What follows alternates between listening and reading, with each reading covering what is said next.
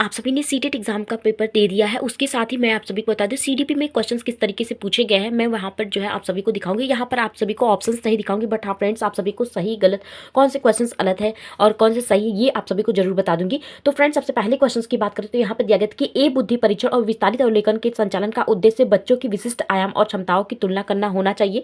Next की बुद्धिमत्ता एक जन्मजात क्षमता है और इसे पोषित नहीं किया जा सकता।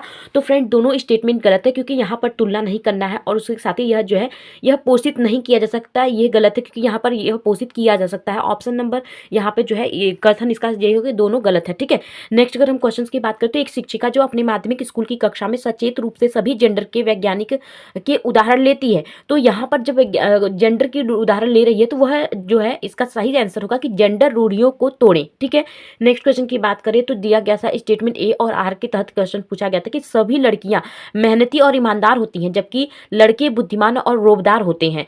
दो विशिष्ट वैश्विक जैविक मस्तिष्क लड़कियों और लड़कों में शारीरिक और संज्ञानात्मक कौशल के साथ साथ व्यक्तित्व और स्वभाव में सभी मतभेद का उत्पादन करते हैं। तो फ्रेंड्स, ये दोनों कथन गलत है, क्योंकि यहाँ पर आप सभी समझ सकते हैं कि यहाँ पर जो है लड़कियां मेहनती और ईमानदार होती है, बल्कि लड़कियों को यहाँ पर कहा गया है लड़कों के संदर्भ में बुद्धिमान और रोबदार। तो ये दोनों ही स्टेटमेंट जो है गलत है। ऑप्शन यहाँ पर देख सकते हैं ए और आर दोनों को गलत माना गया है। नेक्स्ट क्वेश्चन की बात करें तो विद्यार्थियों के सीखने की प्राथमिकताओं में व्यक्तिगत भिन्नताओं को किस रूप में देखा जाना चाहिए। तो यहाँ पर कहा गया कि व्यक्तिगत जो भिन्नताएं हैं उनको किस रूप में देखा जाना चाहिए। तो विविधता का सामान्य चित्र इसका राइट आंसर हो सकता है, क्योंकि यहाँ पर जो है क्वेश्चन कहा भी गया है कि हमने बताया था कि विविधता जो है मनुष्य में यानी हर बच्चे जो है के बीच विविधता पाई जाती है। विविधता का सामान्य चित्र का राइट आंसर है। नेक्स्ट क्वेश्चन की बात करेंगे, वह आकलन जो विद्यार्थी के प्राप्त अंकों को अन्य विद्यार्थियों के औसत प्रदर्शन से तुलना करने के लिए किया जाता है। फ्रेंड्स, यहाँ पर जो है तुलना करने की बात की गई तो मानक संदर्भित ये इसका राइट आंसर हो जाएगा। ठीक है, नेक्स्ट क्वेश्चन की बात करें तो आकलन के बारे में कौन सा कथन सही है। यहाँ पर जो है फ्रेंड्स एक ही कथन दिया गया था, केवल एक। मैं यहाँ पे आप सभी को लिख के दिखा दे रही हूँ, केवल एक।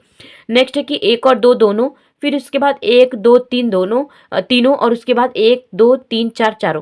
तो आप सभी को इसमें से बताना है कि कौन सा। तो आकलन को छात्रों की अध्ययन करते समय संज्ञानात्मक प्रक्रियाओं को प्रभावित करना चाहिए, ये सही है। नेक्स्ट है कि आकलन को अपने आप में सीखने के अनुभव के रूप में काम करना चाहिए, यही भी सही है। लेकिन फ्रेंड्स, थर्ड वाला जो है वो तनाव का माहौल कर रहा है, तो यानी कि थर्ड वाला गलत हो जाएगा, और थर्ड वाला किसमें उसे काट देना है, और केवल एक नहीं है। और इसके साथ ही अब चौथा वाला भी देख लेते कि आकलन मानकीकृत और मानव संदर्भित होता है। तो मानकीकृत शब्द हमेशा निगेटिव होता है।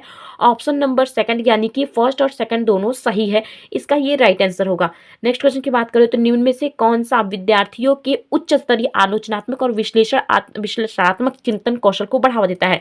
तो फ्रेंड्स, आप सभी देख सकते हैं उच्च स्तरीय आलोचनात्मक और विश्लेषणात्मक चिंतन कौशल से क्वेश्चंस काफी ज्यादा बने हैं। आप क्वेश्चंस के लेवल को देखिए, साथ ही क्वेश्चंस के ये पूछे कि देखिए कि किस टॉपिक से क्वेश्चंस ज्यादा बने हैं, वो चीज को आपको समझना है। और कल वाले के लिए आपको अच्छे से प्रिपेयर होकर के जाना है। एक ही घटना को दर्शाने वाली दो अखबारों के लेखों में निहित मान्यताओं की पहचान करें। इससे क्या होगा, बच्चा जो है आलोचनात्मक और विश्लेषणात्मक चिंतन करेगा, तो ये उसका राइट आंसर हो जाएगा। ठीक है, नेक्स्ट क्वेश्चन की बात करें तो कथन ए कह रहा है, एक मिनट फ्रेंड्स, यहाँ पे कथन ए कह रहा है कि ये कह रहा है कि लेखन क्षमता वाले छात्रों को अक्सर खराब लेखन क्षमता वाले छात्रों को अक्सर उनकी शिक्षकों द्वारा बौद्धिक रूप से अक्षम के रूप में चित्रित किया जाता है। आर कह रहा है कि शिक्षकों में अंतर्गत पूर्वाग्रह होते हैं और छात्रों के सीखने के व्यवहार के बारे में धारणा रखते हैं जो छात्रों के विकास को प्रभावित कर सकते हैं। तो फ्रेंड्स, आप सभी सोचेंगे कि इसको मैंने दोनों कथन सही क्यों माना है। तो फ्रेंड्स, आप सभी के इसमें थोड़ी बहुत डाउट्स है, लेकिन मेरे अकॉर्डिंग ये दोनों कथन ही सही है, क्योंकि यहाँ पर जो है बच्चे को स्टार्टिंग में, वैसे यहाँ पर जो है विज्ञान कहता है, विरोध करता है कि बच्चे को लेखन क्षमता को लेकर के हमेशा पॉजिटिव रखना चाहिए, निगेटिव नहीं। लेकिन फ्रेंड्स, यहाँ शिक्षक के बारे में बताया गया है तो थोड़े बहुत कंफ्यूजिंग है, बट मेरे अकॉर्डिंग ये दोनों कथन सही है। तो आप एक बार चेक जरूर करिएगा कि इसका राइट आंसर क्या होगा, कमेंट में जरूर बताइएगा। नेक्स्ट क्वेश्चन की बात करें तो विविधता को बढ़ावा देने के लिए निम्न में से एक कौन सा तरीका नहीं है। तो इसमें चार ऑप्शंस दिए गए थे फ्रेंड्स, मैंने देखा कि सिर्फ आंसर बताना था। पेपर जैसे मेरे पास आएगा रहेगा तो मैं आप सभी को कोशिश करूंगी पेपर के थ्रू समझाना, लेकिन मेन आपको जानना है कि किस टॉपिक से क्वेश्चन ज्यादा बन रहे हैं। ठीक है, विविधता को बढ़ावा देने के लिए निम्न से कौन सा कहता है, विद्यार्थियों की पृष्ठभूमि और संस्कृतियों के आधार पर पूर्वाग्रह के अनुकूल। फ्रेंड्स, आप सभी को देखना है कि पूर्वाग्रह शब्द आ गया यानी निगेटिव है, इसीलिए मैंने सिर्फ पॉइंट्स लिया। अगर अगर पूरे पॉइंट्स लेते चारों तो थोड़ा सा टाइम लगता है ये पूरा एडजस्ट करने में। अधिगम अक्षमता वाले सही अधिगम से मेल खाता है।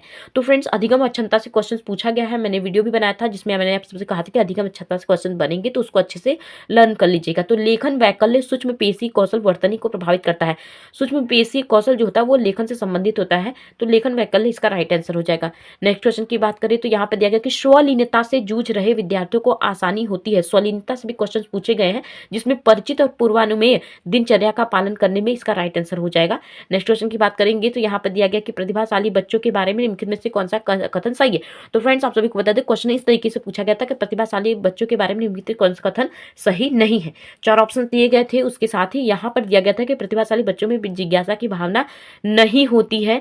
तो फ्रेंड्स इसका राइट आंसर यही था। मैंने इस तरीके से लिया ताकि आप सभी को समझा सकूं कि चारों ऑप्शंस लेना मेरे लिए वो नहीं था कि मैं काफी टाइम लग जाता, तो मैंने ये दिखाया कि प्रतिभाशाली बच्चों यानी कि आपका समावेशी सुरक्षा से भी क्वेश्चंस बने गए हैं, ठीक है, बने हुए हैं। उसके साथ ही यहाँ पर बता दें विद्यार्थियों द्वारा स्वयं की उत्तरी का विश्लेषण करना विद्यार्थियों के लिए अधिगम को स्मृति में बनाए रखने का सहायक है। यानी कि बच्चा जब स्वयं त्रुटि करता है तो उससे क्या होता है कि वह बच्चा देखता है कि मैंने कहाँ गलती की है, और जब उस गलती को दोहराता है, उससे मतलब उस गलती को दोहराने के उस गलती से कुछ सीखता है तो बार बार उसकी स्मृति में वो और भी स्ट्रांग रूप से बैठी रहती है। वो होता है कि उससे स्ट्रांग रूप से वो तैयार किया रहता है कि यानी कि उसे याद रहता है वो चीज़ यहाँ पे स्मृति में उसके सहायक रहता है, ठीक है। नेक्स्ट है कि घोषणात्मक ज्ञान और प्रक्रियात्मक ज्ञान। फ्रेंड्स घोषणात्मक ज्ञान और प्रक्रियात्मक ज्ञान के संदर्भ में कौन सा कथन सही है।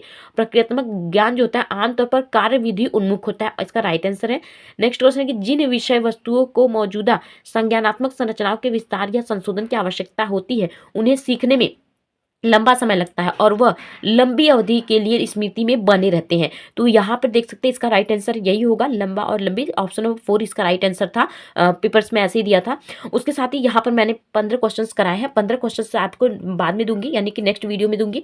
और साथ ही अगर ये आप सभी को लगता है कि आपके लिए हेल्प कर रहा है वीडियो तो इसके डिस्क्रिप्शन बॉक्स में आप लिख दीजिएगा कि नेक्स्ट पार्ट यानी कि, और इसके साथ ही अगर रिस्पॉन्स रहेगा तो मैं और वीडियोज हिंदी के भी लेकर आऊँगी, उसके साथ ही संस्कृत के, ईवीएस के, जिसके जो भी टॉपिक्स होंगे, एसएसटी के, तो मैं सब लेकर आऊंगी। बट आप सभी के रिस्पांस पे डिपेंड करता है कि आपका कैसा रिस्पांस है इस वीडियो पे, ठीक है फ्रेंड्स, बाय बाय।